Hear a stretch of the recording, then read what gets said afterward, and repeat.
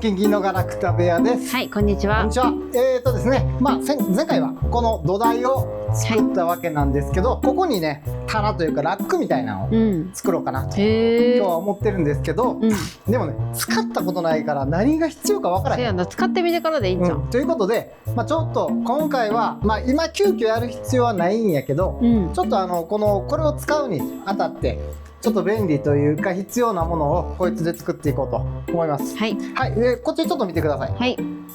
大体私が今必要かなと思ってる工具が大体こんなもんかなとは。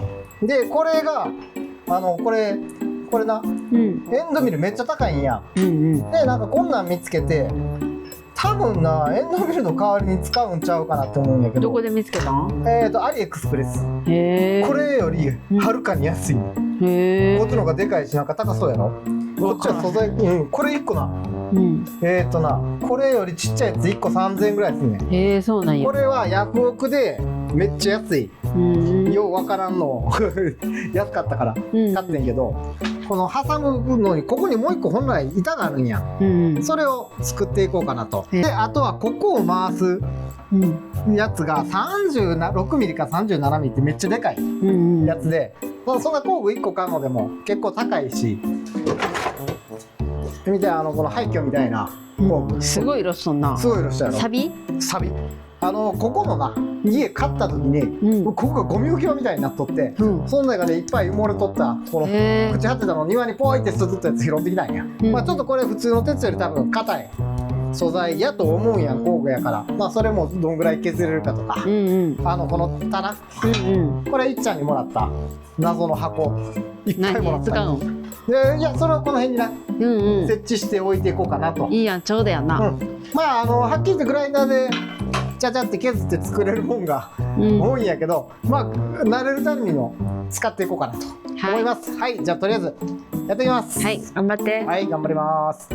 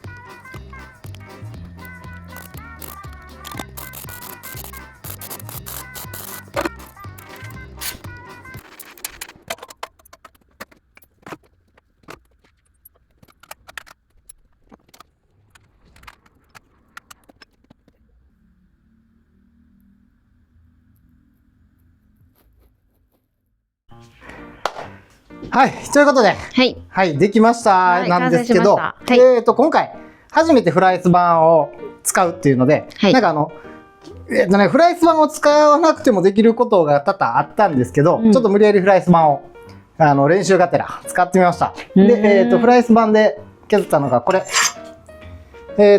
パラレルブロックっていうんかな。へえ、すごい。そんなん作ったんや。そう、これはまあ、ただの鉄からこれ上、ちょっと長かって、まあ、それを削って、この、ものを、こんなんプラスチックやから本来挟まへんねんけど、加工すんのに、これがなかったら、この角度とかがさ、まっすぐできへんやん。で、これを、俺薄板6ミリとか使うことが多いから、こうやって挟んだったらここが水平にできますっていう。多分パラレルブロックっていう名前やねんけど、本来、ちょっとまあお試しでやってみたやつやから、まあ、多分ね、プロの方からしたら何やっとんねんみたいな加工の仕方もやってると思います。で、あとこれ映ったやつな、庭から火をつけたやつ。で、これはここに合うやつ、まあ、ちょっとここ削ってみましたと。いびつですね。ほんまやな、いいんやそれ。まあまあこれは使えるからええかなって。で、これもね、多分普通の SS400 とかじゃなくて、もうちょっと硬い金属 S45C とかになるんかな。工具用なんとかこうとか、まあなんかちょっと違う硬い金属やったけど、まあそれもこれで削れましたと。で、他何作ったっけな。あとこの下の支える棒、まあ動画に映っとうからええわ。ちょっと汚いね。汚いね。で、それは1本削って、もう1本グラインダーでやっとったと思うんですけど、まあ物によったらグラインダーでやった方が早いよみたいな。もう精密に作らなくていいものとか、まああとはちょっと挟む関係でなんかちょっといろいろ難しかった見てもらってわかると思うけど、削っと途中でワークが動いたりとか、まあそういうのがあったんで、まあ初めてフライス板使ってみて感想はすげえなって。よかった。できへん加工ができるのと難しい。めちゃくちゃ難しい。難しいんや。回転速度とか、送りとか、まあ切り込み量とかいうのがあるんやけど、まあ旋盤もな、ある程度ちょっと自在に使えるようになるまで2年ぐらいは毎日やっとって2年ぐらいはかかったんで、これもまあ2年ぐらい経ったらそこそこものが作れるように。そんなかかるんや。難しいな。毎日は嘘やな。普通の家庭で旋盤持っとる人にしたら結構触った方やとは思うわ。で、これ、あとこれ作りましたと。まあこれもボール板でバツバツバツって穴開けていったら、まあできんねんけど。すごいな、なんか。これがな、ホールソーで削ったんやけど、でもやっぱな、あれに比べてこっちの方がだいぶ合成があって、向こうでやったらガタガタガタガタって揺れたり、なんやろ、穴がガタガタになったりするんだけど、めっちゃ綺麗に削れた。やっぱこういうのに比べたらボール板としても性能は優秀かなと。まあただセットするのがめんどくさい。この横一列とか、こんな綺麗に一決めして穴開けたりとかするのは、まあボール板よりかはめちゃくちゃやりやすい。なぜ、まあなんか時間はかかるが、なんか結構綺麗にできるよっていうの。で、工具、普段使うであろう工具をここにセットしました。まあ実際何使うか分からへんって言っとったんや。やねんけど、まあ実際使っとってさ、あれもいるわ、これもいるわ、これもいるわで、まあこれだけじゃ収まらないんで、まあそれはもう動画にはしないですけど、ちょこちょこっと増えていくとは思います。今回の動画は、これぐらいかなということで、次回ですね、まあ、やっとこいつを定位置に引きずっていって、で地面に縫い付けようかなと思います。で、あと、まあ、砂は、まあ、なんか買ってんけど、どうしようかな、まだ入れようかな、入れんとこかなってちょっと悩んでるところです。入れた方がいいかな。使ってみた感じ、この上は結構強度があるかなって。むしろね、下の方がガタガタガタって揺れとんか、俺の削り方が悪いんか、わからへんねんけど、めんどくさいな、どうしようかなって感じで。で、次回は、この下、コンクリートに穴開けるに当たりまして。開けちゃうんや。で、前までは、なんかドリルについてるコンクリートのなんか振動機能みたいなやつでやってたんですけど、ちっちゃい穴は開けれてんけど、もうなんかもう全然歯が立たへんかって、今回もっとでかい穴を開けないといけないんで、Amazon で激安のコンクリートドリルを買ってきましたんで、まあそれの紹介とこれの縫い付けと、あとはこの水平出しっていう動画になると思います。はい。はい、ということで今回の動画は以上になります。ご視聴ありがとうございました。ありがとうございました。